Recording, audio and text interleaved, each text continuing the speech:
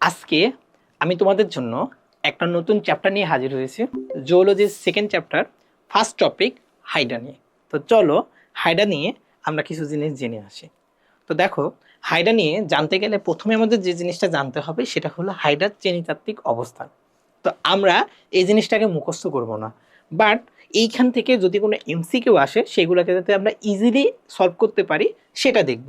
তো first of all আমরা সবাই জানি রাজ্য, পর্বত, শ্রেণী, বর্গ, গোত্র, গণ, প্রজাতি, এই 7টা থাকে, তাই না? হাইড্রারও কিন্তু এই 7টা আছে। তো কিভাবে আমরা এটাকে মনে রাখতে পারি? দেখো, ফার্স্ট অফ অল কিংডম আসবে। এখন কিংডম তো সবার ক্ষেত্রে অ্যানিমেল হবে বা অ্যানিমেলিয়া হবে, এটা আমরা জানি, কারণ কি আমরা প্রাণী। ওকে, এখন আসো ফাইলামে আসো। ফাইলামটা কি তোমরা সবাই পড়ছো 1 থেকে 8 পর্যন্ত নন কর্ডাটা, এর ভেতরে 2 নাম্বার ছিল নিডারিয়া, নিডারিয়ার ভেতরে ছিল আমাদের হাইড্রা, তাহলে এই ফাইলামটা কি হবে? নিডারিয়া হবে। এখন পরেরটাতে আসো ক্লাস।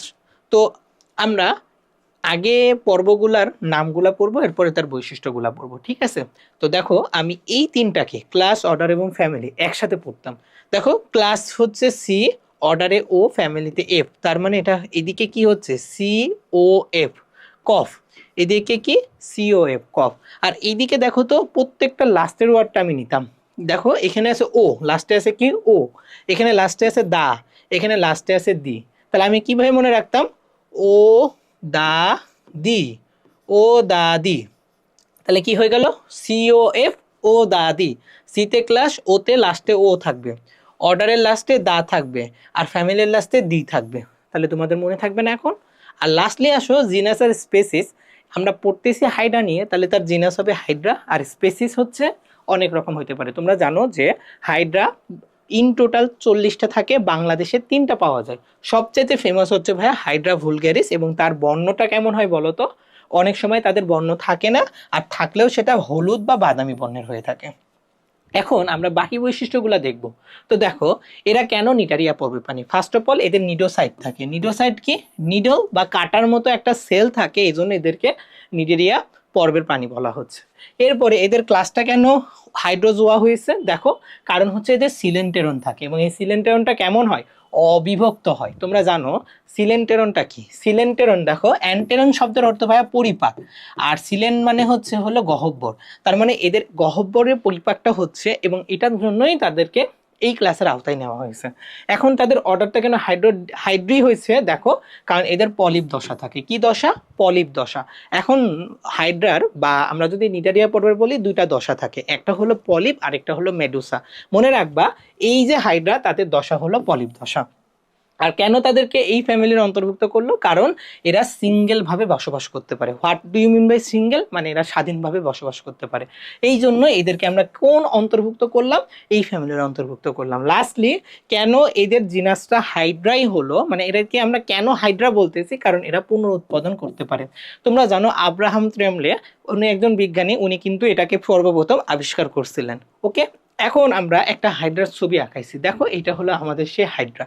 হাইড্রায় কি কি থাকে বলো তো? হাইড্রায় একটা বডি থাকে, এই বডিকে আমরা কখনো কখনো ট্রাঙ্কও বলি, যেটার সাথে সাহায্যে সে লেগে থাকে, তাকে পদচাকতি বলে। আরেকটা অংশ থাকে, সেটা মুখের একটু নিচে থাকে, এই জন্য এটাকে বলে ভাইয়া হাইপোস্টোম। হাইপো মানে নিচে, স্টোম মানে মাউথ, মাউথের নিচে একটা গোলাকার অংশ থাকে, এটাকেই হাইপোস্টোম বলে। তাহলে হাইড্রার কয়টা পার্ট? 3টা পার্ট পাইলাম। এখন খেয়াল করো, এই বডিতে 3টা জিনিস থাকে। এই যে যে জিনিসগুলো দেখছো না, এগুলোকে টেন্টাকল বা কোষিকা বলে। এই কোষিকাগুলোর একটা স্পেশাল কাজ আছে, সেটা হলো আমরা আঁচল দিয়ে মনে রাখতে পারি। এতে আহার সংগ্রহ করা, আত্মরক্ষা করা, চলনে সহযোগিতা করা। আর এইদিকে দেখো, আরো কিছু অংশ থাকে যেটা প্রজননের সময় হেল্প করে, এইগুলোকে আমরা মুকুল বলে থাকি বা প্রজনন অঙ্গ বলি। আর এই পদচাকতির কাজ হচ্ছে বা চলাচলে হেল্প করা। এবং কি কি চলন হতে পারে? গ্লাইডিং বা ফ্লটিং হতে পারে। আশা করি তোমরা এই বডি রিলেটেড জিনিসটা বুঝতে পারছো। এখন আসো, হাইড্রা তোমরা সবাই জানো এটা হলো দ্বিস্তরী প্রাণী। এদের 2টা স্তর থাকে, একটা হলো অ্যাক্টোডার্মিস আর একটা হলো অ্যান্ডোডার্মিস। তো আমরা অ্যাক্টো এবং অ্যান্ডোডার্মিসে কোন কোন সেল থাকে সেগুলো একটু জেনে আসি। দেখো, আমরা অ্যাক্টোডার্মিসের সেলটাকে প্রেইক সুজন দিয়ে মনে রাখতে পারি। মানে সুজন অসুস্থ হয়ে গেছে, তার জন্য প্রে করো, তাহলে প্রেই ফর সুজন। তা দেখো, পতে হচ্ছে ভাই পেশি আবরণী কোষ, রস্বইতে ইন্টারস্টিশিয়াল কোষ, গতে হলো গ্রন্থি কোষ, শতে হলো সংবেদী এবং স্নায়ু কোষ, জতে জনন কোষ, আর নতে নিউরোসাইট। ওকে, আর লাস্টলি মনে রাখবা যে অ্যাক্টোডার্মিসে যে যে সেল থাকে এন্ডোডার্মিসে সবগুলা সেলই থাকে এক্সেপ্ট জনি, যতে জনন কোষ নতে নিডোসাইট, এই দুটা সেল স্পেশালি অ্যাক্টোডার্মিসে পাবা, এন্ডোডার্মিসে পাবা না। আর অ্যাক্টোডার্মিসের পেশি কোষ এন্ডোডার্মিসে এসে পুষ্টি কোষে কনভার্ট হবে। কি কোষে? পুষ্টি কোষে কনভার্ট হবে। এখন প্রশ্ন হলো, আমরা না হয় অ্যাক্টোডার্মিস পাইলাম আর এন্ডোডার্মিস পাইলাম, তাহলে মেসোডার্মিসটা কোথায়? আসলে মেসোডার্মিস এখানে থাকে না, তার পরিবর্তে কি থাকে বলো তো? মেসোগ্লিয়া থাকে। তো হোয়াট ইজ মেসোগ্লিয়া?